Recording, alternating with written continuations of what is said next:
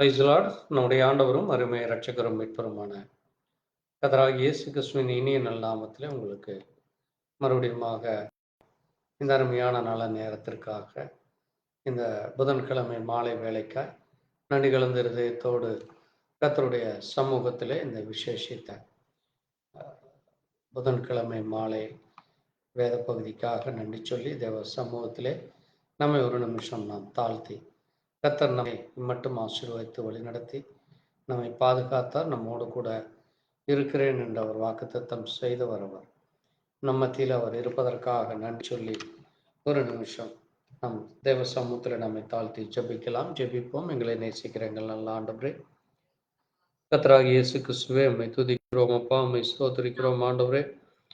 உம்முடைய கிருபைக்காய், உம்முடைய இரக்கத்திற்காய், உம்முடைய தயவுக்காய், நீர் செய்த சகல நன்மைகளுக்காக நன்றி செலுத்துகிறோம்.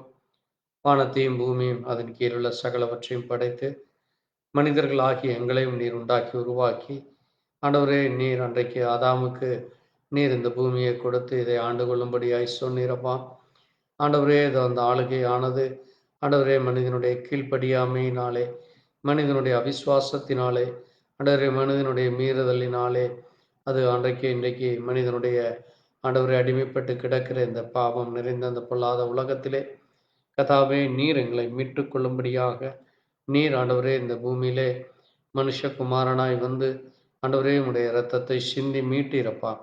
அதை நாங்கள் நினைவு கூர்ந்து ஒவ்வொரு நாளும் ஒவ்வொரு நிமிஷமும் நீர் ஏதோ ஒரு நோக்கத்திற்காக சகலவற்றையும் செய்கிறீர் என்று நீ செய்ய நினைத்து தடைபடாது என்று நாங்கள் விசுவாசிக்கிறோம். இந்த நல்ல நேரத்திலே ஆண்டவரே உம்முடைய சித்தத்தை நீர் உம்முடைய வார்த்தைகளினாலே நீர் பரிசுத்த வேதாகமத்தில் எழுதி வைத்திருக்கிறீரப்பா. அந்த வேதத்தை வாசிக்கிறவனும் கேட்கிறவனும் அதன்படி கடைபிடிக்கிறவனும் பாக்கியவான் என்று சொன்னீரப்பா. நாங்கள் அப்படிப்பட்ட பாக்கியவான்களாய் பாக்கியவதிகளாய் கர்த்தர் எங்களை ஆசீர்வாதத்திற்காய் நன்றி கர்த்தா. இந்த நல்ல வேலையிலும் உடைய இரக்கம் தயவு கிருபை தொடர்ந்து உடைய பிள்ளைகளாகி எங்களுக்கும் கிடைக்கட்டும். ஆண்டவரே, பாடல்களிலும் இன்னும் வாசித்து தியானிக்கிற வார்த்தையின் மூலம் கர்த்தர் எங்களோடு கூட பேசி உடைய நாமத்தை மகிமை பண்ண வேண்டும். இயேசு கிறிஸ்துவினுடைய பரிசுத்த நாமத்திலே ஆமென். கர்த்தர் தாமே மகிமைப்படுவாராக. நம்ம ஒரு பாடலை பாடி தொடர்ந்து செய்திக்குள்ளாய் கடந்து செல்லலாம்.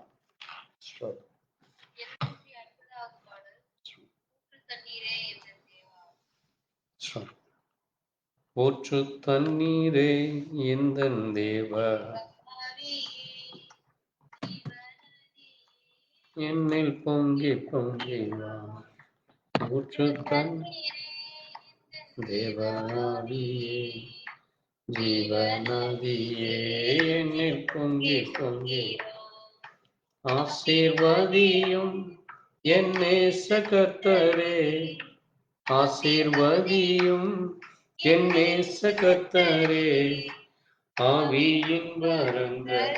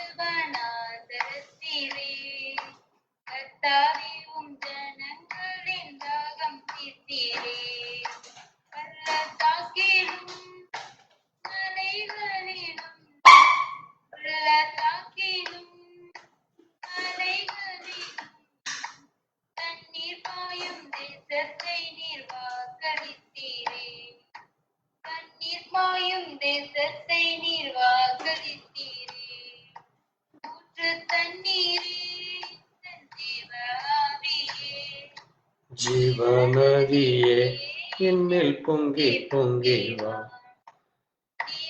தண்ணீராம் எந்த நல்ல கர்த்தரே, ஜீவனூற்றினார் என்னை நிரப்பிடுமே.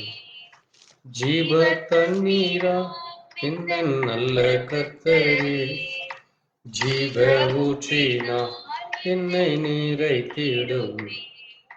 கண்ணி தந்திட நான் செல்லி தொங்கிட, கனி தந்திட நான் செல்லி தொங்கிட கர்த்தரின் கரத்தில் கனம் பெற்றிட கர்த்தரின் கரத்தில் கனம் பெற்றிட ஊற்று தண்ணீரே எந்தன் தேவ ஜீவநதியே பொங்கி பொங்கி என்னும் சபைதனிலே விட இந்த இணைந்திடுமே ரட்சிப்பின் ஊற்றுக்கள் சபைதனிலே எழும்பிட இந்த இறங்கிடுமே ஆன்மபாரமும் பரிசுத்தமும் ஆத்மபாரமும் பரிசுத்தமும் அவனுடன் கட்டிட வரம் தாருமே அவளுடன் பெற்றிட வரம் தாருமே ஊற்று தண்ணீரே என் தேவவியே நதியே தொங்கி தொங்கி ஊற்று சிலுவையிலே ரட்சகரின் பாங்கு வெளிப்படுவே திறக்கப்பட்ட சிலுவையிலே ரட்சகரின் பாங்கு வெளிப்படுவே முற்றும் நீங்கிட பாவக்கரைகள் முற்றும் நீங்கிட பரிசுத்தர் சமூ ஜெயம் பெற்றிட பரிசுத்தர் சமூ ஜெயம் பெற்றிட ஊற்று தண்ணீரே எந்தன் தேவ நதியே என்னை பொங்கி பொங்கி தண்ணீரே என் ஆவியே ஜீவநதியே பொங்கி பொங்கி என் நேச கர்த்தரே ஆசீர்வதியும் என் நேச கர்த்தரே ஆவியின் வரங்களினால் என்னை நிரப்பும் ஆவியின் வரங்களில் என்னை நிரப்பும் ஊற்று தண்ணீரே எந்தன் தேவ ஜீவநதியே பொங்கி பொங்கி வா. அல்லேலூயா. ஆமென். கர்த்தர் தாமே மகிமைப்படுவாராக. நாம் தொடர்ந்து இந்த நேரத்திலும் கர்த்தருடைய வார்த்தைகளை தியானிக்கும்படியாக இந்த நாளிலே கூட ஆதியாகம புஸ்தகம் 22 அதிகாரம் ஆதியாகமம் 22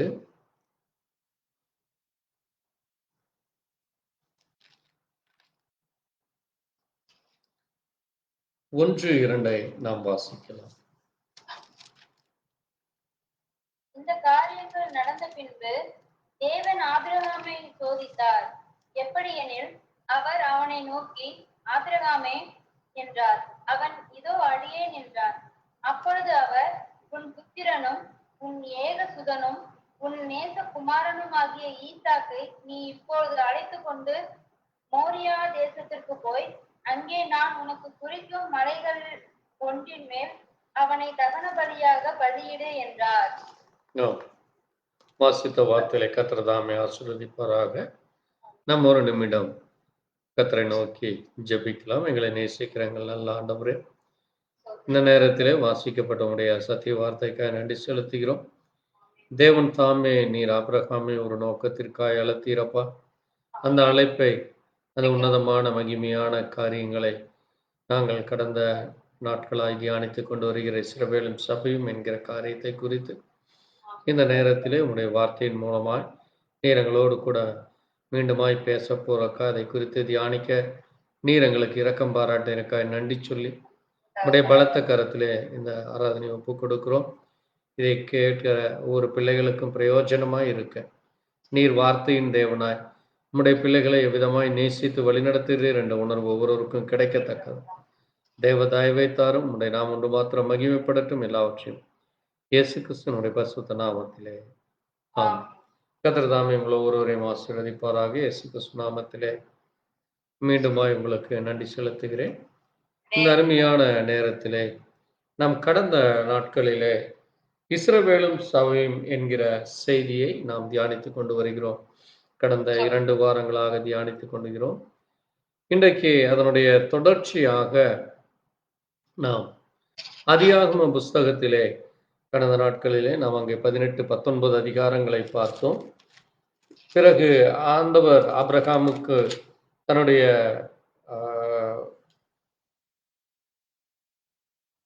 சந்ததியை ஆபிரகாம் மூலமாக தேவன் ஒரு சந்ததியை கொடுக்க போகிறார் என்று சொல்லி, அந்த சந்ததியானது அவர்கள் வயதான காலத்தில் இருந்தாலும் அங்கே சாராள் ஒரு உற்பவத்த திட்ட காலத்திலே ஒரு குமாரனை பெறுவாள் என்றும், அங்கே அந்த குமாரனுக்கு அங்கே பெயரையும் ஆண்டவர் சொல்லுகிறார். பாருங்கள், அதை நாம் வாசிக்கும் பொழுது நாம் வாசிக்கலாம். ஆதியாகமம் 21ஆம் அதிகாரத்திலே நாம் அங்கே பார்க்கும் பொழுது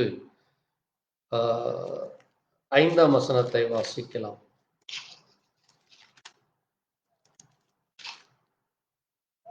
தன் குமாரனாகிய ஈசாக்கு பிறந்தபோது ஆபிரகாம் 100 வயதாய் இருந்தான்.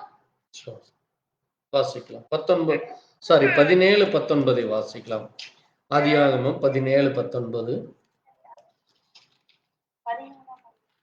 ஆதியாகமம் 17, 19.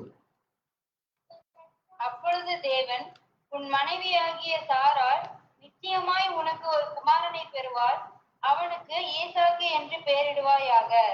என் உடன்படிக்கையை அவனுக்கும் அவனுக்கு பின்வரும் அவன் சந்ததிக்கும் நித்திய உடன்படிக்கையாக ஸ்தாபிப்பேன். போதும். பாருங்கள், தேவன் அங்கே அவர்களுக்கு பிள்ளை ஒன்று உண்டாவதற்கு முன்பாக அங்கே ஆபிரகாம் உடைய மனைவியாகிய சாராளுக்கு அங்கே வயதான காலத்திலே, ஆபிரகாமுக்கு அது 99 வயது என்று பார்க்கிறோம். ஆபிரகாமுக்கு 99 வயதிலே அங்கே தேவன், உனக்கு ஒரு பிள்ளை கொடுப்பேன், உன்னுடைய சந்ததியை நான் உடன்படிக்கை ஏற்படுத்துவேன், அது மட்டுமல்ல அவனுக்கு இந்த பெயரை நீ இடு என்று தேவன் அங்கே சொல்லுகிறதை நாம் பார்க்க முடிகிறது. பாருங்கள், தேவன் தன்னுடைய பிள்ளைகளுக்கு அங்கே என்ன பெயர் சூட்ட வேண்டுமோ அதை அவர் கொடுக்கிற தேவனாக இருக்கிறார். ஆமென். பாருங்கள், தன்னுடைய பிள்ளைகளுக்கு எது தேவை என்று அவர் அறிந்த தேவனாக இருக்கிறார். ஆகவே தான் பாருங்கள், கர்த்தர் தன்னுடைய பிள்ளைகளை அவர் நேசிக்கிற தேவனாக, அந்த பிள்ளைகளுக்கு என்ன பெயர் சூட்ட வேண்டும் என்று அவர் எல்லாவற்றையும் அறிந்த தேவனுமாக இருக்கிறார். ஆகவேதான் தேவன் அங்கே இந்த வானத்தையும் பூமியும் உண்டு பண்ணின பொழுது அங்கே முதல் மனிதனாகிய ஆதாமுக்கும் அவர்தான் பெயர் சூட்டுகிறார். அதே போல இங்கே நாம் வாசிக்கும் பொழுது அங்கே தேவனாகிய கர்த்தர் ஈசாக்குக்கும் அவர் ஒரு முன்னதாகவே ஒரு பெயரை சூட்டி, அந்த பெயரிலே தேவன் தன்னுடைய பிள்ளைகளை மகிமைப்படுத்துகிற தேவனாக இருக்கிறார். பாருங்கள், அவர் பழைய ஏற்பாட்டில் மட்டுமல்ல, அங்கே புதிய ஏற்பாட்டிலும் கூட ஆண்டவராகிய இயேசு கிறிஸ்து அங்கே நாம் பார்க்கும் பொழுது தன்னுடைய பிள்ளைகளை பெயர் சொல்லி அழைக்கிற தேவன் என்று நாம் அறிந்திருக்கிறோம். அங்கே இயேசு கிறிஸ்து இந்த பூமியிலே இருந்த பொழுது நீங்கள் வாசிக்கும் பொழுது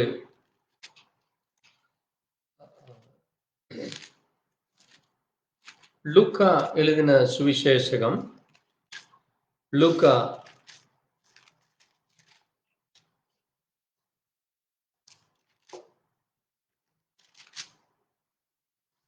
1ஆம் அதிகாரம்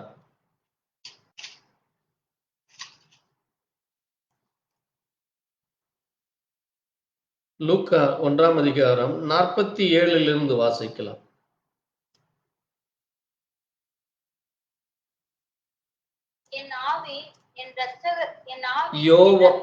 யோவான் 1ஆம் அதிகாரம் 47ஆம் வசனம் முதல்.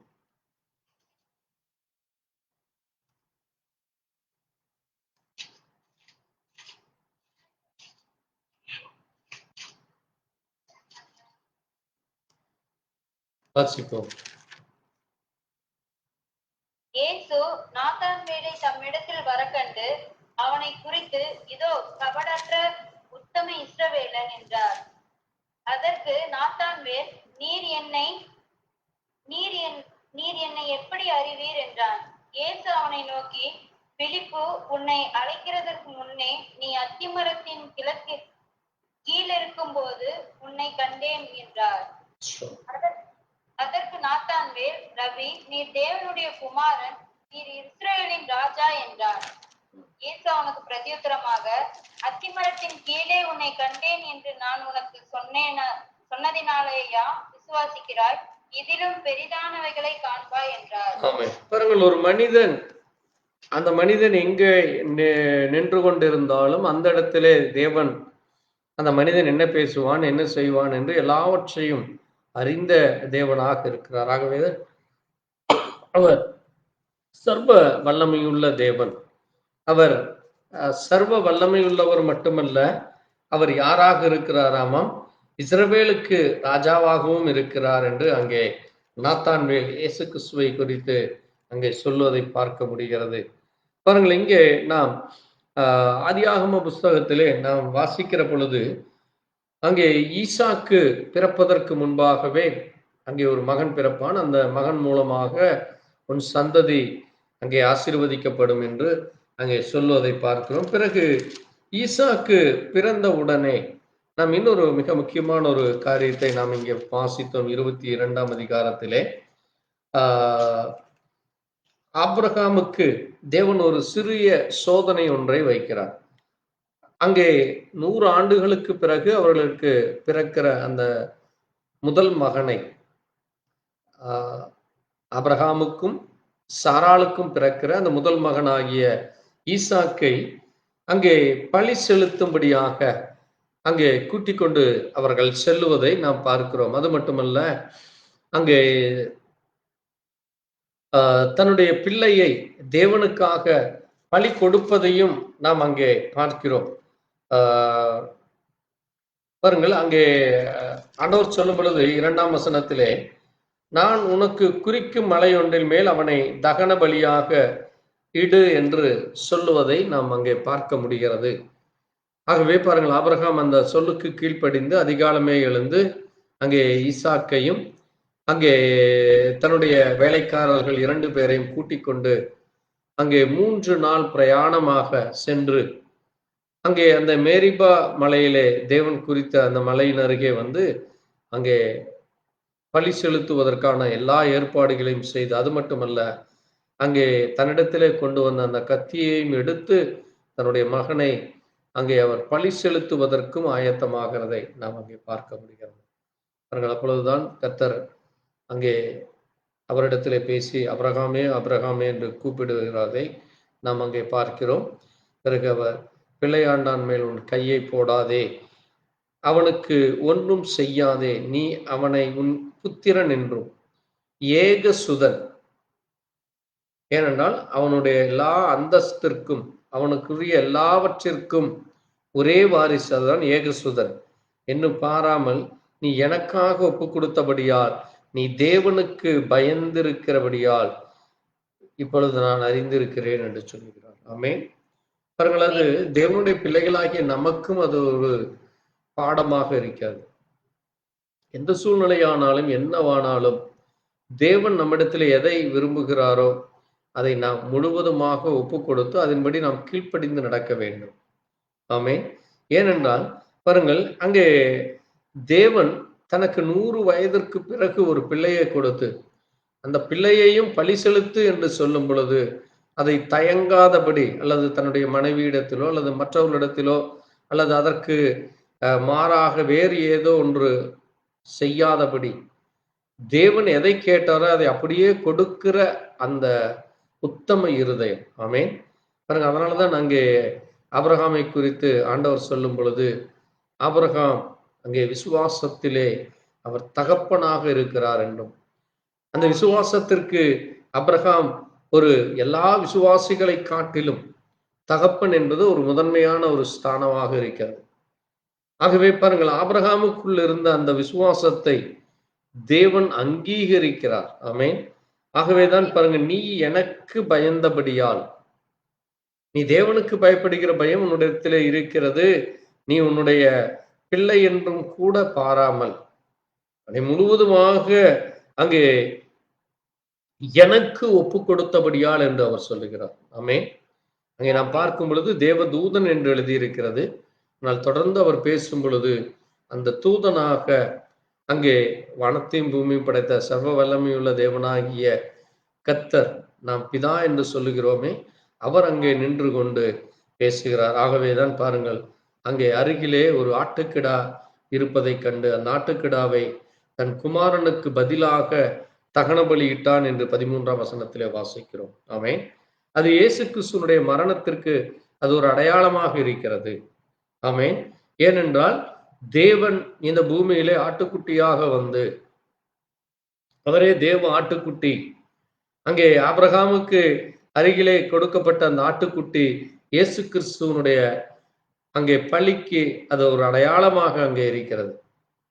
அதே போல அங்கே நாம் ஆதியாகமத்திலே நாம் வாசிக்கும் பொழுது, ஆதியாகமம் 4ஆம் அதிகாரத்திலே நாம் வாசிக்கும் பொழுது, 3ஆம் அதிகாரத்திலே அங்கே தன்னுடைய தகப்பன் ஆதாமும் ஏவாளும் செய்த தவறுக்கு, அங்கே தேவனுடைய கட்டளைகளுக்கு மீறி நடந்ததற்கு பலியாக அங்கே அங்கே பாவத்திற்கு பரிகாரமாக ஒரு பலி செலுத்தப்பட வேண்டும். அது இலை அல்ல, காய்கனிகள் அல்ல, அது ஒரு ஆடுதான் பலி செலுத்தப்பட வேண்டும். ஏனென்றால் இரத்தம் தான் அங்கே பாவத்திற்கு பரிகாரம் என்ற அந்த உணர்வு அங்கே ஆதாமுடைய மகனாகிய அங்கே ஆபேலுக்கு அந்த வெளிப்பாடு கிடைக்கிறதை நம்ம பார்க்க முடிகிறது. ஆமென். ஆகவேதான் ஆபேல் அங்கே தேவனுக்கு அங்கே பலியாக ஆடை செலுத்துவதை நாம் பார்க்க முடிகிறது. ஆமென். ஆனால் அந்த வெளிப்பாடு அங்கே காயினுக்கு கிடைக்கவில்லை. ஆகவேதான் தன்னுடைய சகோதரன் மேல் எரிச்சல் அடைந்து அவனை கொலை செய்கிறதை பார்க்கிறோம். இன்றைக்கு தேவனுடைய பிள்ளைகளும் அதை போலத்தான் இன்றைக்கு அநேகர் நம்முடைய ஜீவியத்தை கண்டு, நம்முடைய உடன் பிறந்தவர்களோ அல்லது நம்மை சுற்றி இருக்கிறவர்களோ அல்லது நமக்கு நெருங்கினவர்களோ நம்மை பார்த்து தேவன் நம்மை அங்கே வழிநடத்துகிற காரியங்கள், தேவன் நம்மை பரிசுத்தத்தோடு இருக்கிற காரியங்கள், நம் வெளிப்பாடோடு உண்மையான உத்தமமான இருதயத்தோடு தேவனுடைய வார்த்தைக்கு, தேவனுடைய சொல்லுக்கு நாம் கீழ்ப்படிந்து நடக்கிற பொழுது அங்கே தேவன் பெரிதான காரியங்களை செய்கிறதை நாம் பார்க்க முடிகிறது. ஆகவேதான் நாம் இங்கே பார்க்கும் பொழுது அங்கே அந்த பலி கொடுக்கப்பட்ட அந்த இடத்திற்கு ஆபிரகாம் ஒரு பெயரை இடுகிறார். அந்த பெயர் என்னது? யெகோவா ஈரே. யெகோவா ஈரே என்றால் என்னது? கர்த்தருடைய பர்வதத்திலே பார்த்து கொள்ளப்படும் என்று சொல்கிறார். ஆமென். பாருங்க, அதனால்தான் நம்முடைய தேவன் அவர் யெகோவாக இருக்கிறார். ஆகவேதான் அவரை யெகோவா என்று சொல்லுகிறோம். ஆமென். யெகோவா என்றால் கர்த்தருடைய பர்வதம். யெகோவா என்றால் கர்த்தருடைய பர்வதம். ஈரே என்றால் பார்த்து கொள்ளப்படும். ஆகவே தேவன் அங்கே அவர் பர்வதத்திலே இருக்கிறார். பர்வதம் என்றால் என்னது? அவர் எல்லா இடங்களிலேயும் நிரம்பி இருக்கிற தேவனாக இருக்கிறார். அவர் எங்கெல்லாம் தேவனுடைய பிள்ளைகள் இருக்கிறார்களோ, எங்கெல்லாம் தேவனுடைய சந்ததி அங்கே தேவனுக்காக உண்மையுத்தமான இதயத்தோடு நடந்து கொள்கிறார்களோ, அங்கே அவர்களோடு கூட இருக்கிற அந்த உண்மையான தெய்வமாக அவர் இருக்கிறார். ஆகவேதான் அதை நாம் அங்கே ஆங்கிலத்திலே வாசிக்கும் பொழுது Jehovah ஜீரே is said that it's a mount of Lord it shall be seen என்று அங்கே சொல்லப்பட்டிருக்கிறது. அங்கே Lord it shall be seen என்று அங்கே சொல்லப்படுகிறது. தொடர்ந்து நாம் அங்கே வாசிக்கும் பொழுது ஆங்கிலத்திலே நாம் பார்க்கிற பொழுது அது Abraham called the name that the place Jehovah Jireh as it's said to this day in the mount of the Lord it shall be seen என்று சொல்லப்படும். Mount of the Lord என்று கர்த்தருடைய பர்வதம், ஏனென்றால் தேவன் அங்கே ஆகவேதான் இயேசு கிறிஸ்து கூட சொல்லும் பொழுது, கன்மலையின் மேல் நான் நிற்கிறபடியால் நான் என்ன செய்யப்படுவதில்லை, அசைக்கப்படுவதில்லை. அது மட்டுமல்ல, மணல் மேல் கட்டின வீடோ அல்லது மணல் மேல் கட்டுவது அது அது மண்ணோடு மண்ணாய் போய்விடும். ஆகவே நாம் கன்மலையின் மேல் வீட்டை கட்டினால், அந்த கன்மலை ஆகிய அந்த பர்வதத்தின் மேல் வீடை கட்டும் பொழுது அது அசைக்கப்படுவதில்லை. அது கன்மலை என்பது தேவனுடைய நாமத்திலே நாம் விசுவாசம் கொள்வதும், தேவனுடைய பர்வதத்திலே நாம் தங்கி இருப்பதற்கு அது ஒரு அடையாளமாக சொல்லப்பட்ட ஒரு உவமையாக இருக்கிறது. ஏதோ மணலை குறித்தும், ஏனென்றால் மணல் என்பது இந்த பூமியிலே மண்ணிலே மனிதனை உண்டாக்கினதற்கு அது அடையாளமாக இருக்கிறது. ஆகவேதான் பாருங்கள், மணல் அது தேவனுடைய பிள்ளைகளுக்கு உரியது அல்ல. அதனால்தான் அது மணல் மேல் கட்டின வீடு அது என்ன ஆகிவிடும், அது மழையினால் கரைந்து விடும், அல்லது அது காற்றோ அல்லது பெரும் புயலோ வந்தால் அது ஒன்றுமில்லாமல் போய்விடும்.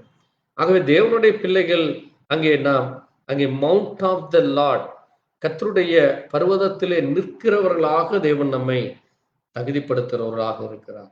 ஆகவேதான் அங்கே கர்த்தருடைய பர்வதத்திலே பார்த்து கொள்ளப்படும் என்று சொல்லப்பட்டிருக்கிறது. அது மட்டுமல்ல, தொடர்ந்து நாம் அங்கே வாசிக்கும் பொழுது, நீ உன் புத்திரன் என்றும் உன் ஏக சுதன் என்றும் அவனை ஒப்புக் கொடுத்த இந்த காரியத்தினால் அங்கே தேவன் மீண்டுமாக ஒரு மிகப்பெரிய ஒரு ஆசீர்வாதத்தை கொடுக்கிறார். ஆமென். அது என்ன ஆசீர்வாதம்? நான் உன்னை ஆசீர்வதிக்கவே ஆசீர்வதித்து உன் சந்ததியை வானத்து நட்சத்திரங்களைப் போலவும் கடற்கரை மணலைப் போலவும் பெருக பண்ணும். அங்கே 2 விதமான காரியங்களை நாம் பார்க்க முடியும். ஆகவேதான் ஈசாக்குக்கு அங்கே 2 பிள்ளைகள் பிறக்கிறார்கள். ஆமென். ஈசாக்குக்கு பிறந்த முதல் பிள்ளை ஏசா. ஏசா அது கடற்கரை மணலை போல இருக்கிறதையும், வானத்து நட்சத்திரங்கள் என்பது யாக்கோபை குறிக்கிறது. ஆகவேதான் யாக்கோபு யார்? இஸ்ரவேல் என்று பெயர் மாற்றப்பட்டார். ஆகவேதான் அந்த 2 சந்ததிகளை அங்கே தேவன் அங்கே பேசுகிறார். அது மட்டுமல்ல, உன் சந்ததியர் தங்கள் சத்துருக்களின் வாசல்களை சுதந்தரித்துக் கொள்வார்கள். சந்ததியார் அங்கே சத்துருக்களின் வாசல்களை சுதந்தரித்துக் கொள்வார்கள் என்றும், நீ என் சொல்லுக்கு கீழ்ப்படிந்தபடியால் அங்கே தேவன் சொல்லுகிறார் பாருங்கள். அந்த 18ஆம் வசனத்தை வாசிப்போம். 18ஆம் வசனம், ஆதியாகமம் 22:18. நீ என் சொல்லுக்கு கீழ்ப்படிந்தபடியினால் உன் சந்ததிக்குள் பூமியில் உள்ள சகல ஜாதிகளும் ஆசீர்வதிக்கப்படும் என்று என் பேரில் ஆணையிட்டேன் என்று கர்த்தர் சொல்லுகிறார் என்றார். பாருங்க, தேவன் மீண்டுமாக தன்னுடைய பேரிலே ஆணையிட்டு சொல்லுகிறார். ஆமென். ஆமென். எதற்காக என்றால், அந்த கீழ்ப்படிந்தலை தேவன் ஆபிரகாமுக்குள்ளாய் காணுகிறார். ஆமென். ஆகவேதான் இன்றைக்கு நாமும் தேவனுடைய பிள்ளைகள் என்று சொல்வது அங்கே பெயரளவுக்காக அல்ல, நமக்குள்ளாக தேவனுடைய வார்த்தைக்கு கீழ்ப்படிய வேண்டும். ஆமென். அந்த கீழ்ப்படிதல் தான் மிக அவசியமாக இருக்கிறது, ஒபீடியன்ஸ். ஏனென்றால் தேவன் அதை ஒவ்வொரு பிள்ளைகளிடத்திலும் எதிர்பார்க்கிறார். அங்கே தன்னுடைய யாரோ ஒருவருக்கு அல்ல, ஆபிரகாம் இடத்தில் மட்டுமல்ல, அல்லது அங்கே ஈசாக்கு இடத்தில் மட்டுமல்ல, அந்த சந்ததிகளுக்குள்ளும் அது வர வேண்டும். ஆமென். பாருங்க, தேவனுடைய பிள்ளைகள் ஒரு குடும்பத்திலே அங்கே தாயானாலும் சரி, தகப்பனானாலும் சரி, பிள்ளைகளானாலும் அங்கே ஒவ்வொருவரும் தனித்தனியாக தேவனிடத்திலே பயப்படுகிற பயம் இருக்க வேண்டும். அந்த பயத்தை தான் தேவன் நம்மிடத்திலே, தேவனுக்கு கீழ்ப்படுகிற பயம். ஏதோ அவரை கண்டு அவர் நம்மை கொன்று போடுவார், அல்லது அவர் நம்மை அழித்து போடுவார், அல்லது நமக்கு அவரிடத்திலிருந்து எந்த ஆசீர்வாதம் வராது, நம்ம அவருக்கு அங்கே பயந்து நடுங்க வேண்டும் என்று தேவன் விரும்பவில்லை. அன்புக்கு என்ன கிடையாது? பயம் இல்லை. ஆமென். ஏனென்றால் தேவன் அன்பாக இருக்கிறார். ஆகவே நாம் பயப்பட வேண்டியதில்லை. ஏனென்றால் பயப்படுகிறவர்களும் அவிசுவாசிகளும் அங்கே அக்கினி கடலிலே பங்கடைவார்கள் என்று சொல்லப்பட்டிருக்கிறது. ஆகவே நாம் அங்கே பயத்தோடு அல்ல, தேவனுக்கு கீழ்ப்படுகிறது தான் அந்த பயமாக இருக்கிறது. அது பயம் என்பது மரியாதை கலந்த ஒரு அன்பு. அந்த மரியாதை நீங்கள் தேவனுக்கு கொடுக்கிற பொழுது அதைத்தான், என்னை கனப்படுத்துவர்களை நான் கனப்படுத்துவேன், என்னை கனவீனப்படுத்துவர்களை நான் கனவீனப்படுத்துவேன் என்று சொல்லி. ஆகவே நாம் தேவனுக்கு அங்கே கனத்தை கொடுக்க வேண்டும். தேவனுக்குரிய அந்த மரியாதையை நாம் கொடுக்கும் பொழுது அங்கே தேவன் சொல்லுகிறார் பாருங்கள், 17ஆம் வசனத்திலே கடைசியாக, உன் சந்ததியார் தங்கள் சத்துருக்களின் வாசல்களை சுதந்தரித்துக் கொள்வார்கள். ஆமென். பாருங்கள், இந்த வசனத்தை எல்லா திருமணங்களிலே சொல்வார்கள். ஏன் இந்த வசனத்தை சொல்லுகிறார்கள் என்றால், இங்கே இது ஆபிரகாமுக்கும், கவனமாய் கேளுங்கள், இங்கே ஒரு மிக முக்கியமான ஒரு ரகசியத்தை நான் உங்களுக்கு சொல்லுகிறேன். இங்கே ஆபிரகாமிடத்திலே தேவன் பேசுகிற காரியமாக இருக்கிறது. சுமார் 7 அல்லது 8 வயதிலே ஈசாக்கு இருக்கிறார். அந்த ஈசாக்கை பலி செலுத்தும்படியாக அங்கே கொண்டு சென்று பலி செலுத்துகிற இடத்திலே ஆபிரகாமுக்கு தேவன் வேறொரு ஆட்டுக்குட்டியை கொடுத்து அங்கே ஆசீர்வதிக்கிற ஆசீர்வாதம் தான் இங்கே சொல்லப்பட்டிருக்கிறது.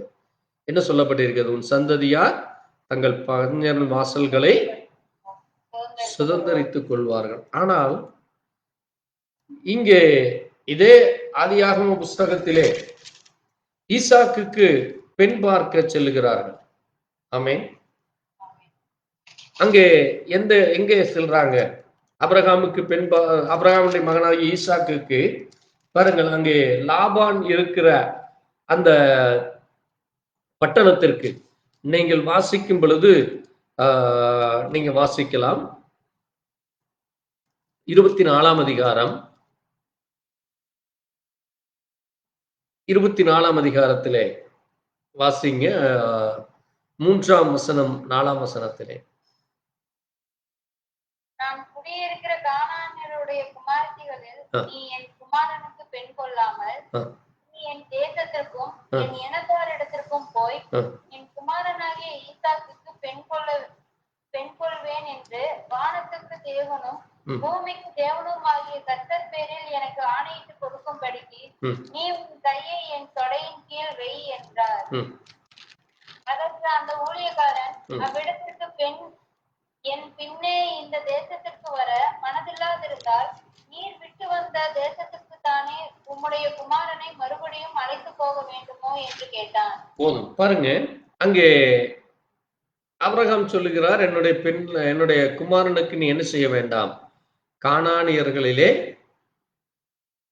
ஒரு பெண் கொள்ள வேண்டாம். நான் எங்கே இருந்தேன்னு அங்க என்னுடைய தேசத்திற்கும் என்னுடைய இனத்திடத்திற்கும் நீ சென்று அங்கே என் குமாரனாகி ஈசாக்குக்கு நீ பெண் பார்த்து கொண்டு வா என்று நான் உனக்கு ஆணையிடுகிறேன் என்று சொல்லி அங்கே அவர் அனுப்புகிறார். அங்கே இந்த எலியேசர் ஆகிய அந்த ஆபிரகாமுடைய வேலைக்காரர் ஆபிரகாம் இருந்த தேசத்திற்கு அங்கே செல்லுகிறார். ஆபிரகாம் எந்த தேசத்தில் இருந்தார் என்று நம்ம பார்க்கும் பொழுது நீங்க வாசிக்கலாம். ஆதியாகம புஸ்தகம் 12ஆம் அதிகாரத்திலே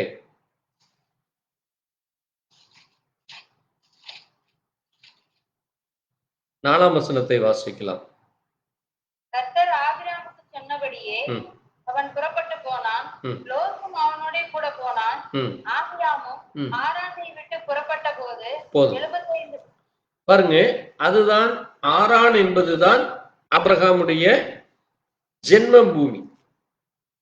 ஆரான் என்பதுதான் அவனுடைய ஜென்ம பூமியாக இருக்கிறது. அங்கேதான் அங்கே யார் இருக்கிறார்? இந்த ரெபேக்காளுடைய சகோதரனாகிய லாபான் என்கிறவன் இருக்கிறான். ஆமென். நீங்க வாசிக்கிறப்போ வாசிக்கலாம். ஆதியாகமம் 24 24 வாசிக்கலாம். அதற்கு அவள், நான் நாகோருக்கு மில்காள் பெற்ற குமாரனாகிய பெத்துவேலின் மகள் என்று சொன்னதுமன்றி எங்களிடத்தில் வைக்கோலும் தீவனமும் வேண்டிய மட்டும் இருக்கிறது, ராத்தங்க இடமும் உண்டு என்றாள். போதும் பாருங்க, இந்த நாகோர் யாரு? ஆபிரகாமுடைய சகோதரன். நீங்க ஆதியாகமம் 11ஆம் அதிகாரத்துல 27ஆம் வசனத்தை வாசிங்க. தேராகுடைய வம்ச வரலாறு. தேராகு ஆபிராம், நாகோர், ஆரான் போதும். என்பவர்களை பெற்றான். பாருங்க, அந்த ஆபிரகாமுக்கு உடைய சகோதரனாகிய நாகோருடைய மனைவி பேர் என்னது? மில்கால். அந்த மில்காலுடைய குமாரனாகிய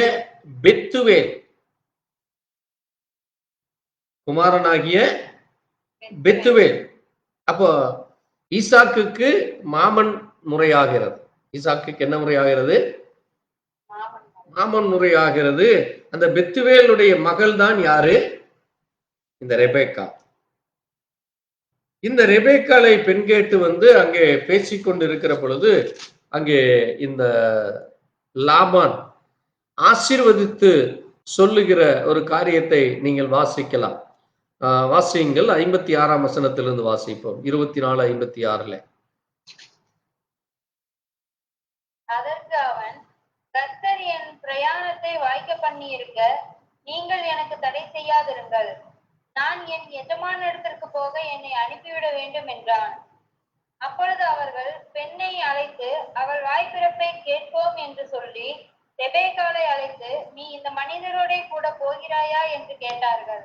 அவள் போகிறேன் என்றாள். அப்படியே அவர்கள் தங்கள் சகோதரனாகிய ரெபேக்காளையும் அவள் தாதியையும் ஆபிரகாமின் ஊழியக்காரனையும் அவன் மனிதரையும் அனுப்பிவிட்டு ரெபேக்காளை வாழ்த்தி. கவனமா கேளுங்க. இப்போ இந்த லாபான் ரெபேக்காளை அனுப்புகிற பொழுது அங்கே ரெபேக்காளை வாழ்த்தி சொல்லுகிற ஒரு காரியத்தை நீங்க வாசிக்கும் பொழுது பாருங்க, 60ஆம் வசனம் தான் மிக முக்கியமான வசனம். ரெபேக்காளை வாழ்த்தி, எங்கள் சகோதரியே, நீ கோடா கோடியாய் பெருகுவாயாக, உன் சந்ததியார் தங்கள் பையங்களுடைய வாசல்களை சுதந்தரித்துக் கொள்வார்களாக என்று ஆசீர்வதித்தார்கள். பாருங்க, இந்த வார்த்தை எப்படி இவங்களுக்கு தெரியும்? ஆமென். இவர்கள் இருப்பது ஒரு பகுதி, ஆபிரகாம் இருப்பது ஒரு பகுதி. ஆனால் ஒரு மனிதனுக்குள்ளாக தேவன் இருந்து ஒரு காரியங்களை செய்யும் பொழுது, அது தேவ சித்தமாக இருக்கும் பொழுது, அங்கே தேவன் எல்லா இடங்களிலும் நிரம்பி அந்த ஆசீர்வாதங்களை தன்னுடைய பிள்ளைகளுக்கு வழங்குவதை நம்ம பார்க்க முடிகிறது. நீங்க இங்க வாசிக்கும் பொழுது 22ஆம் அதிகாரத்திலே அங்கே ஆண்டவர் ஆபிரகாமுக்கு சொன்ன அதே வார்த்தை, ஆதியாகமம் 22:18 வாசிக்கலாம். 22:17. நான் உன்னை ஆசீர்வதிக்கவே ஆசீர்வதித்து உன் சந்ததியை வானத்து நட்சத்திரங்களை போலவும் கடற்கரை மணலை போலவும் பெருகவே பெருக பண்ணுவேன் என்றும் உன் சந்ததியார் தங்கள் சத்துருக்களின் வாசல்களை சுதந்தரித்துக் கொள்வார்கள். போதும். அதைத்தான் இங்கே இவரும் சொல்றார். நீ கோடா கோடியாய் பெருகுவாயாக, உன் சந்ததியர் தங்கள் பகைஞருடைய வாசல்களை சுதந்தரித்துக் கொள்வார்களாக. இங்கே பகைஞர் என்று சொல்லப்பட்டிருக்கிறது, இங்கே சத்துருக்கள் என்று சொல்லப்பட்டிருக்கிறது. அப்ப சத்துருக்கள் என்றால் என்னது? அங்கே தேவனுடைய பிள்ளைகளுக்கு விரோதமாய் எழும்புகிறவர்கள், அவிசுவாசமுடையவர்கள், அங்கே அவர்களை கொன்று போடும்படியாக திரிகிறவர்கள், அவர்களைத்தான் நாம் என்ன சொல்கிறோம்? பகைஞர்.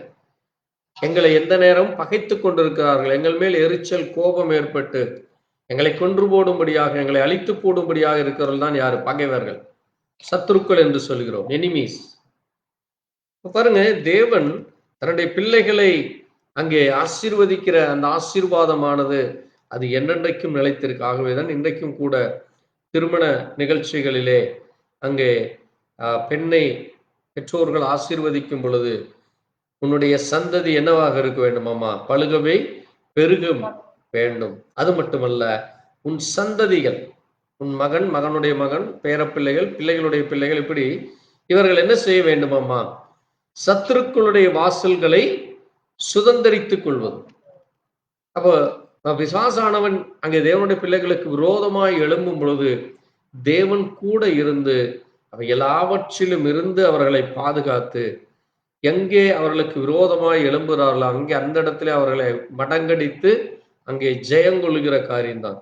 ஆகவேதான் ஆண்டவர் அங்கே ஆபிரகாமை அழைத்து, நான் உனக்கு கானான் தேசத்தை கொடுப்பேன், நீ போய் அந்த தேசத்தை சுதந்தரித்துக் கொள் என்று சொல்லும் பொழுது அந்த காரியம் அங்கே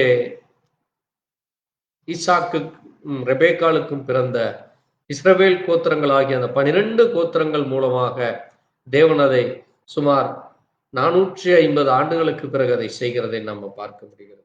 ஆமென். அதை தேவன் நிறைவேற்றினார். ஏனென்றால் தேவனுடைய வாயிலிருந்து புறப்பட்ட வார்த்தை அது வெறுமையாய் திரும்பாது, அது சொன்னதை நிறைவேற்றுகிறதாக இருக்கிறது. அது மட்டுமல்ல, நாம் தொடர்ந்து 24ஆம் வசனத்திலே வாசிக்கும் பொழுது அங்கே 50ஆம் வசனத்திலே ஒரு காரியம் நாம் பார்க்கிறோம். பாருங்கள், லாபானும் பெத்துவேலும் பிரதியுத்தரமாக அங்கே என்ன சொல்கிறார்கள்? இந்த காரியம் கர்த்தரால் வந்தது, நாங்கள் உமக்கு நலம் புலம் ஒன்றும் சொல்லக்கூடாது. இந்த லாபான் தான் ரெபேக்காளுடைய சகோதரன். இந்த பெத்துவேல் என்பது இவர்களுடைய தகப்பனாக இருக்கிறார். பாருங்க, அங்கே தகப்பனும் சகோதரர் இருவதுமாக அந்த காரியத்திற்கு அங்கே நலம் புலம் ஒன்றும் சொல்லக்கூடாது என்று. அதான் ஒரு குடும்பத்திலே பெண்ணை எடுக்கும் பொழுது அந்த குடும்பத்தில் இருக்கிற ஒவ்வொருவருக்கும் தேவனுடைய வார்த்தையானது அங்கே வர வேண்டும். ஆமென். ஏனென்றால் அது ஒரு காரியம் கர்த்தரால் வருகிறது என்றால் கர்த்தர் அந்த இடத்திலிருந்து அந்த காரியத்தை பேசி அதை அனுகூலமாக்குறவராக இருக்கிறார். அது பழைய ஏற்பாட்டில் மட்டுமல்ல, அது இன்றைக்கும் அப்படித்தான் இருக்க வேண்டும். ஆகவேதான் தேவனுடைய பிள்ளைகள் அங்கே தாங்கள் செய்கிற காரியங்கள் அது தேவனுக்கு பிரியமான காரியமாக இருக்க வேண்டும். அது செய்கிறது, பேசுவது, நடப்பது சகலமும் தேவனுடைய சித்தத்தின்படியாக இருக்க வேண்டும். அப்பொழுதுதான் அந்த குடும்பம் ஆசீர்வதிக்கப்பட்டிருக்கும். அந்த பிள்ளைகளுடைய பிள்ளைகளும் அந்த ஆசீர்வாதத்தில் இருப்பார்கள். தொடர்ந்து நாம் அங்கே வாசிக்கிற பொழுது 63ஆம் வசனத்திலே அங்கே ஈசாக்கு சாயங்கால வேளையிலே தியானம் பண்ணி கொண்டிருந்தார் என்று பார்க்கிறோம். வாசிக்கலாம் 63ஐ. ஆதியாகமம் 24:63 வாசிக்கலாம். ஈசாக்கு சாயங்கால வேளையிலே தியானம் பண்ண வெளியிலே போயிருந்து தன் கண்களை ஏறெடுத்து பார்த்தபோது ஒட்டகங்கள் வரப்பட்டான். போதும். பாருங்க, சாயங்கால வேளை அது தேவனுடைய பிள்ளைகளுக்கு ஒரு அடையாளமாக இருக்கிறது. ஆமென். நாம் இன்றைக்கு சாயங்கால வேளையிலே இருந்து கொண்டிருக்கிறோம். ஏனென்றால் இரவு என்பது அது அந்திகிறிஸ்துவினுடைய ஆட்சிக்கும், அது மட்டுமல்ல அது மரணத்திற்கு ஒரு அடையாளமாக இருக்கிறது. அது மட்டுமல்ல, இந்த பூமியானது காரிருளுக்குள்ளாக சென்றுவிடும். தேவனுடைய பிள்ளைகளை கர்த்தர் எடுத்துக்கொள்வதற்கு முன்பாக, இந்த பூமியானது முற்றிலுமாய் அதம் பண்ணி போடுவதற்கு முன்பாக தேவன் தன்னுடைய பிள்ளைகளை அங்கே இந்த அழிவிலிருந்து மீட்கும்படியாக நம்மை இந்த சாயங்கால வேளையிலே சந்திக்கிற தேவனாக இருக்கிறார். ஆகவேதான் சகரியாவிலே நாம் வாசிக்கும் பொழுது சாயங்காலத்திலே வெளிச்சம் உண்டாகும் என்று நாம் அங்கே வாசிக்கிறோம். சாயங்காலத்திலே வெளிச்சம் உண்டாகும். ஆகவேதான் பாருங்கள், அந்த சாயங்கால வேளையிலே அங்கே ஈசாக்கு தியானம் செய்ய செல்கிறார். அதை நாம் பார்க்க முடியாது. ஆகவேதான் நாம் அங்கே தொடர்ந்து ஒவ்வொரு புதன்கிழமையும் அங்கே நாம் சாயங்கால வேளையிலே தேவனுடைய வார்த்தைகளை நாம் தியானித்து, தேவனுடைய வார்த்தைகளை அங்கே சத்தியத்தின்படி அதை நாம் தியானிக்கும் பொழுது தேவன் சத்தியமுள்ளவராய் இருக்கிறார். நாமும் அந்த சத்தியத்தில் நடக்கும்படியாக நாம் இதை தியானிக்கிறோம். இன்னும் அங்கே ஹிஸ்டாரிக்கலாக சொல்லும் பொழுது அங்கே அவர்களுக்கு ஈசாக்குக்கும் ரெபேக்காளுக்கும் திருமணம் நடந்தது புதன்கிழமை என்று சொல்லப்படுகிறது. ஆகவேதான் நாம் புதன்கிழமை நாளிலே நாம் இந்த காரியங்களை செய்கிறோம். பாருங்கள், அது வேதத்திலே எல்லாமே நமக்கு ஒரு அடையாளமாக இருக்கிறது. அது நமக்கு தேவனுடைய பிள்ளைகளுக்கு ஒரு ஆசீர்வாதத்தை கொண்டு வருகிற காரியமாக இருக்கிறது. தொடர்ந்து நாம் அங்கே வாசிக்கும் பொழுது 25ஆம் அதிகாரத்திலே ஈசாக்கு அங்கே ரெபேக்காளை விவாகம் பண்ணுகிற பொழுது 40 வயதாக இருந்தான். அங்கே வாசிக்கலாம் அந்த 20ஆம் வசனம். ஈசாக்கு ரெபேக்காளை விவாகம் பண்ணுகிற போது 40 வயதா இருந்தான். இவள் பதான் ஆராம் என்னும் சிரியா தேசத்தாராகிய பெத்துவேலுக்கு குமாரத்தையும் சிரிய தேசத்தானாகிய லாபானுக்கு சகோதரியும் ஆனவர். பாருங்க, அங்கே ஈசாக்குக்கு 40 வயதும் அங்கே இவர்கள் பாதான் ஆராம் என்கிற அந்த சீரிய தேசம், நாம் இன்றைக்கு சிரியா என்று சொல்லுகிறோமே, இஸ்ரவேலுக்கு அருகிலே இருக்கிற சிறிய தேசம். இன்றைக்கும் அந்த தேசத்திற்கு சிரியா என்று ஆங்கிலத்தில் அழைப்பார்கள். அந்த தேசத்திலே தான் இந்த ரெபேக்கால் பிறந்தாள். அவருடைய தகப்பன் பெயர் என்னது? பெத்துவேல். சகோதரன் பெயர் என்னது? லாபான்.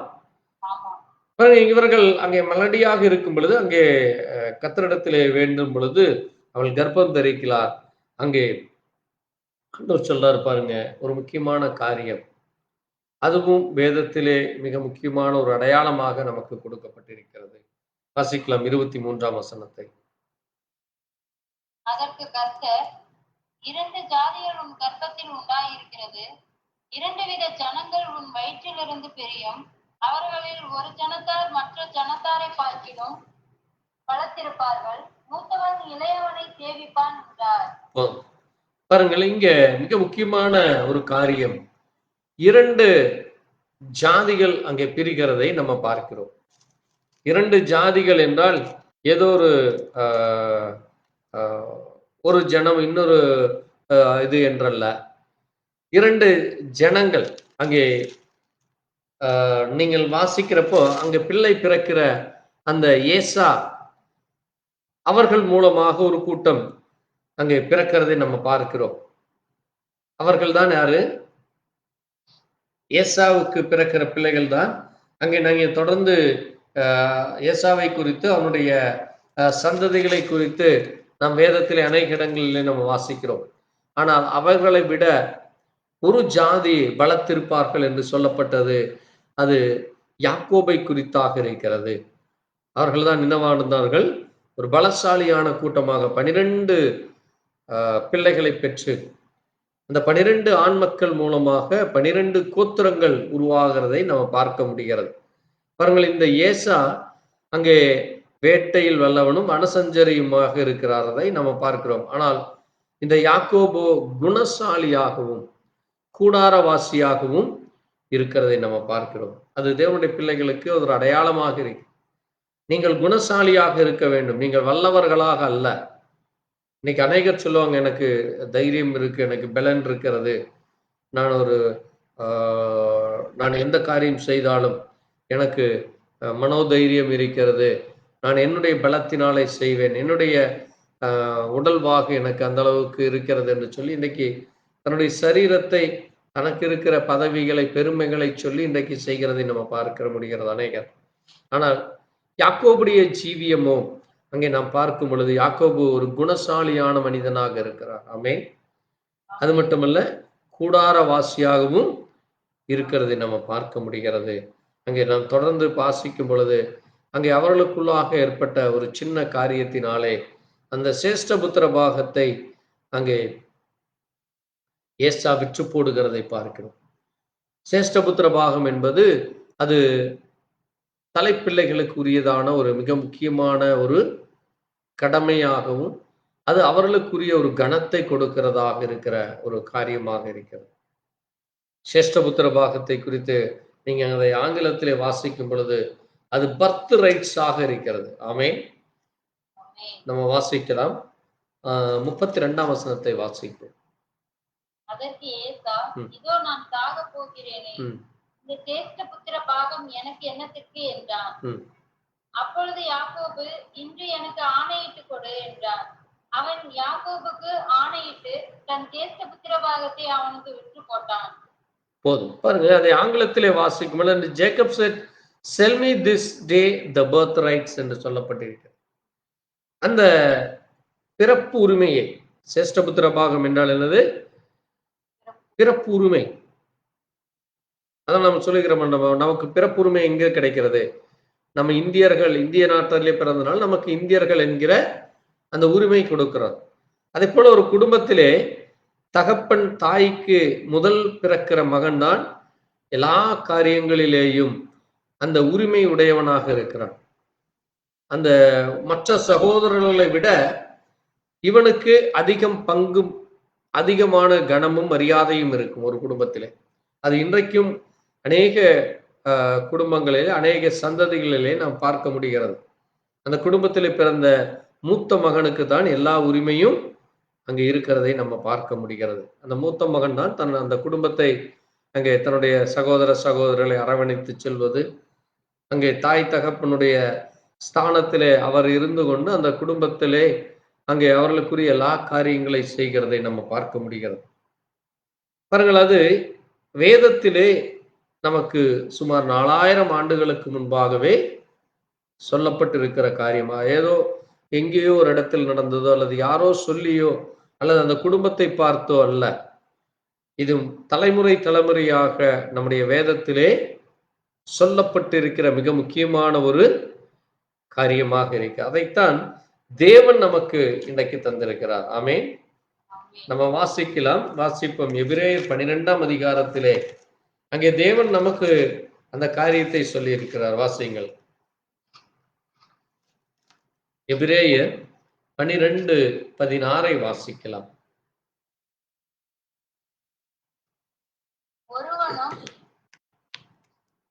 வாசிக்கலாம். ஒருவனும் வேசிக்கல்லனாகவும் ஒருவேளை போஜனத்துக்காக தன் சேஷ்ட புத்திரபாகத்தை விற்று போட்ட ஏசாவை போல சீர்கெட்டவனாகவும் இராதபடிக்கும் எச்சரிக்கையாயிருங்கள். போதும். பாருங்க, இந்த பூமியிலே அங்கே முதல் மகன் இந்த காரியங்களை செய்யக்கூடாது என்பதற்கு ஒரு அடையாளமாக இருக்கு. அவன் ஒரு வேசிக்கல்லனாகவோ அல்லது ஒருவேளை போஜனத்திற்காக தனக்கு இருக்கிற அந்த பிறப்புரிமையை விற்று போட்ட அந்த சீர்கெட்டவன் என்று சொல்லி இருக்கு. அவன் சரியானவன் அல்ல. அவன் எப்படிப்பட்டவனாமா? சீர்கெட்டவன் என்று சொல்லி, சீராக சென்றிருக்க வேண்டியதை விட்டு விட்டு கெடுத்து போடுகிறது. தன்னைத்தானே பணத்திற்காக அல்லது ஒருவேளை உணவுக்காக அல்லது மாம்ச இச்சை, அதான் என்னது வேசிக்கல்லன். அங்கு கள்ள உறவுகளை வைத்து, தவறான தொடர்புகளை வைத்து, அப்படிப்பட்ட அசுத்தமும் அருவருப்பும் உள்ளதுதான் சீர்கெட்ட காரியம். அதை யாரும் என்ன செய்ய மாட்டார்கள், அங்கீகரிக்க மாட்டார்கள். அவர் மூத்த அண்ணனாக இருந்தாலும் சரி, அல்லது அங்கே அந்த முழு குடும்பத்திற்கு முழு அதிகாரம் உடைய ஒருவராக இருந்தாலும் சரி, அப்படிப்பட்ட தவறான காரியத்தை உடன் பிறந்த யாரும் என்ன செய்ய மாட்டார்கள், அங்கீகரிக்க மாட்டார்கள். அல்ல, இது என்னுடைய அண்ணன் அல்லது என்னுடைய குடும்பத்திலே மூத்தவர், அவர் தவறு செய்தால் நான் அனுமதிக்கிறேன், அதை நாங்களும் அங்கே அங்கீகரிக்கிறோம் என்று எந்த குடும்பத்திலும் சொல்ல மாட்டார்கள். அந்த மூத்தவர்கள் மிகவும் ஒரு கனத்துக்குரியவர்களாக, மரியாதைக்குரியவர்களாக இருக்க வேண்டும். அதைத்தான் நமக்கு இங்க வேதம் சொல்லி இருக்கிறது. வேசி கல்லனாகவோ போஜனத்திற்காக தன்னுடைய அந்த பர்த் ரைட்ஸை விற்று போட்ட அந்த ஏசாவை போல சீர்கட்டனாய் இராதபடி நீங்கள் என்னவா இருக்க வேண்டுமாமா? எச்சரிக்கையாக இருக்க வேண்டும். ஏனென்றால் அங்கே ஆதியாகமம் 25:34 சொல்லியிருக்கிறது, ஏசா தன் சேஷ்ட புத்திரபாகத்தை அலட்சியம் பண்ணினார் என்று. ஆங்கிலத்திலே டெஸ்பைஸ்ட் என்று சொல்லப்பட்டிருக்கு. அதை குறித்து ஒரு அக்கறையே இல்லாதவனாக வாழ்கிறது. இன்றைக்கு அநேகர் அப்படித்தான் நம்ம பார்க்கும் பொழுது இருக்கிறது. சபையிலே, நம்முடைய குடும்பத்திலே நம்ம ஒவ்வொருவரும் என்னவாக இருக்க வேண்டும்? ஒரு தூணாக இருக்கிறோம். அப்ப ஆணானாலும் பெண்ணானாலும் உங்களுக்கு தேவன் கொடுத்திருக்கிற அந்த பொறுப்பை நீங்கள் அலட்சியமாக இருக்கக்கூடாது. ஆமென். ஏதோ கடமைக்காக வந்து உட்கார்ந்து இருக்கிறோம், ஏதோ கடமைக்காக செய்கிறோம் என்றால்லாதபடி நீங்கள் தேவனுடைய பொறுப்பை அலட்சியமாக இருக்கும் பொழுது அது உங்களை தவறான வழியிலே கொண்டு போய்விடும், அல்லது உங்களுக்கு உரிய அந்த மரியாதையை நீங்கள் இழந்து போவதற்கு அது வழிவகை செய்துவிடும். ஆகவேதான் தேவனுடைய பிள்ளைகள் மிக எச்சரிக்கையாக இருக்க வேண்டும். ஏனென்றால் அங்கே 2 சந்ததிகள் அங்கே ஈசாக்கின் மூலமாக பிறந்து அதிலே ஒருவனுடைய வாழ்க்கை மிகவும் சீர்கெட்டதாக இருக்கிறது. மிகவும் சீர்கெட்ட ஒரு ஜீவியமாக இருக்கிறது. ஆகவேதான் ஒரு குடும்பத்திலே அங்கே தாய் தகப்பனுக்கு பிறக்கிற பிள்ளைகள் ஒவ்வொருவருடைய ஜீவியமும் ஒரு உண்மையுள்ள ஜீவியமாக, ஒரு பரிசுத்தமுள்ள ஜீவியமாக இருக்க வேண்டும். தேவனுக்கு பிரியமுள்ள பிள்ளைகளாக இருக்க வேண்டும். அதைத்தான் தேவன் நம்மிடத்தில் எதிர்பார்க்கிறார். தேவனுடைய சந்ததி என்பது தேவன் எப்படி இருக்கிறாரோ அவருடைய சந்ததியும் அப்படித்தான் இருக்க வேண்டும். ஆமென். வெறுமனே நான் தேவனுடைய பிள்ளை, நான் தேவனுடைய சந்ததி என்று நாம் உரிமை கோர முடியாது. நாம் வெறுமனே உரிமை கோர முடியாது. எப்படி இங்கே ஏசா அங்கே தேவன் அவனுக்கு கொடுத்த அந்த பிறப்புரிமையை, பர்த்ரைட், சேஷ்டபுத்திர பாகத்தை அவன் அலட்சியக்காரனாக இருந்தான். அப்ப நம்முடைய ஜீவியத்திலே நாம் அலட்சியம் உள்ளவர்களாக இருக்கிறோமா, அல்லது வேசிக்கல்லர்களாக இருக்கிறோமா, அல்லது ஒருவேளை போஜனத்திற்காக அல்லது நமக்கு தேவையான காரியங்களுக்காக நமக்கு எது வேண்டுமோ அதை அடைவதற்காக தேவன் நமக்கு கொடுத்த அந்த கணத்தை நாம் என்ன செய்து விடக்கூடாது, அவமரியாதை செய்து விடக்கூடாது. அந்த ஸ்தானம் வேறொருவருக்கு சென்று விடும். ஆமென்.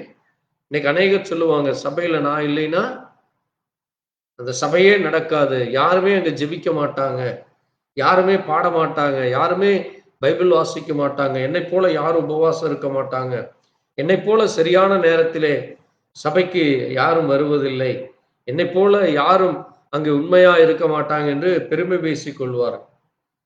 ஆண்டவர் சொல்றாரு, பெருமை பேசுகிற நாவை மேட்டுமை பேசுகிறவர்களையும் என்ன செய்வார் ராமா, அதம் பண்ணி போடுவேன் என்று சொல்றார். இப்ப தேவன் உங்களை அதனாலதான் சொல்றாரு, தன்னைத்தான் தாழ்த்துகிற எவனும் உயர்த்தப்படும். நீங்க தேவ சமூகத்திலே தேவனுடைய பிள்ளைகளாக குடும்பத்தில் இருக்கும் பொழுது உங்களை நீங்கள் மேன்மை பாராட்டக்கூடாது. நீங்க தான் அந்த இருந்தா தான் அந்த சபை நடக்கும், நீங்க இருந்தா தான் அந்த காரியம் நடக்கும், அந்த நீங்க இருந்தா தான் எல்லாமே நடக்கும் என்று நீங்க அந்த மேன்மை பாராட்டும் பொழுது அல்லது அதை குறித்து நீங்கள் அலட்சியமாக இருக்கும் பொழுது அந்த காரியம் உங்களை விட்டு போய்விடும். அது நமக்கு ஒரு எச்சரிக்கையாக இருக்கிறது. ஏசாயாவுடைய ஜீவியம் நமக்கு ஒரு எச்சரிக்கை. பாருங்க, அவன் வேட்டையிலே வல்லவனாக இருக்கிறான். வனசஞ்சரி என்றால் என்னது? காட்டுக்குள்ள யானை, சிங்கம், புலி, கரடிகள் இப்படி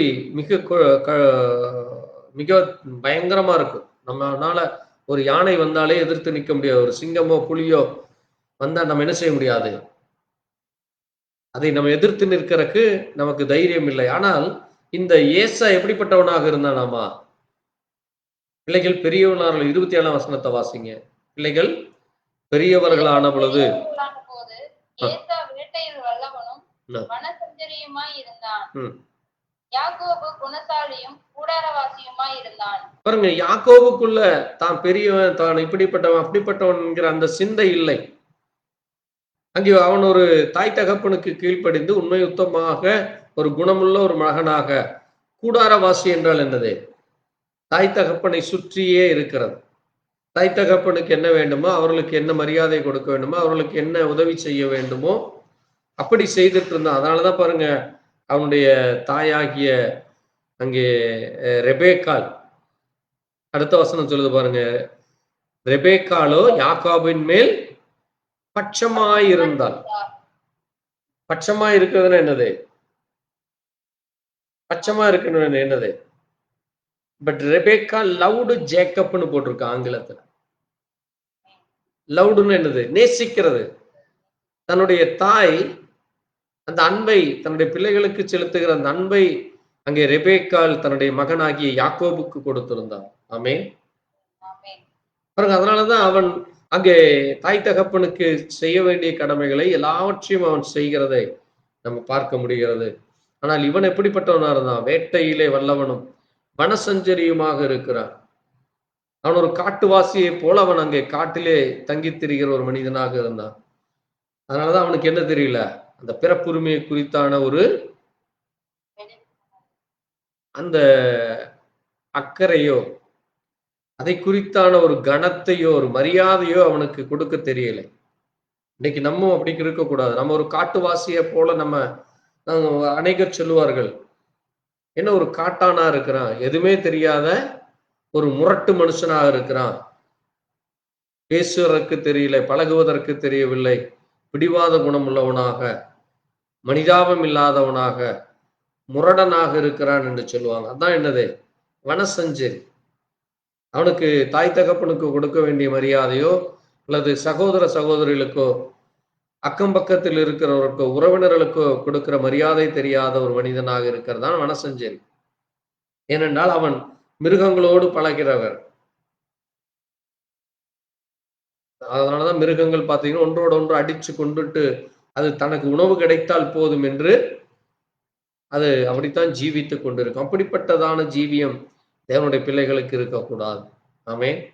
தேவனுடைய பிள்ளைகளாகிய நாம் அங்கே ஒருவேளை உணவுக்காக தேவன் நமக்கு கொடுக்கிற அந்த பிறப்புரிமையை நாம் வெற்றி போடக்கூடாது. கர்த்தருக்கு சித்தமானால் வரும் நாட்களிலே இந்த சேஷ்டபுத்திர பாகம் அது ஒரு அருமையான ஒரு காரியம். அது மட்டுமல்ல, தொடர்ந்து நாம் அங்கே எசாவை குறித்தும் யாக்கோபை குறித்தும், பிறகு யாக்கோபனுடைய சந்ததியில் அது எப்படி இருந்தார்கள், அது இன்றைக்கு சபையிலே, நம்முடைய குடும்பத்திலே, நம்முடைய ஜீவியத்திலே அது எப்படி காணப்படுகிறது. ஏனென்றால் இஸ்ரவேல் பழைய ஏற்பாட்டிலே எப்படி துவங்கினார்கள், அவர்களுக்கு எப்படி அந்த அதிகாரம், அந்த கனம், அந்த மரியாதை கிடைத்தது. தொடர்ந்து தேவனுடைய பிள்ளைகளாகிய நமக்கும் அதே காரியம் இருக்க வேண்டும். அதுதான் சபை. ஒரு சபையானது சரியான காரியத்தில் நடக்க வேண்டும். அதற்கு அங்கே பழைய ஏற்பாட்டிலே நமக்கு யாக்கோபு என்கிற அந்த இஸ்ரவேல் ஒரு அடையாளமாக இருந்தார். அவனுடைய தகப்பனாகிய ஈசாக்கும் ஒரு அடையாளமாக, தாயும் ஒரு அடையாளமாக, அவர்களுடைய முற்பிதாக்களாகிய ஆபிரகாம் அதற்கு ஒரு அடையாளமாக இருந்தார். ஆமென்.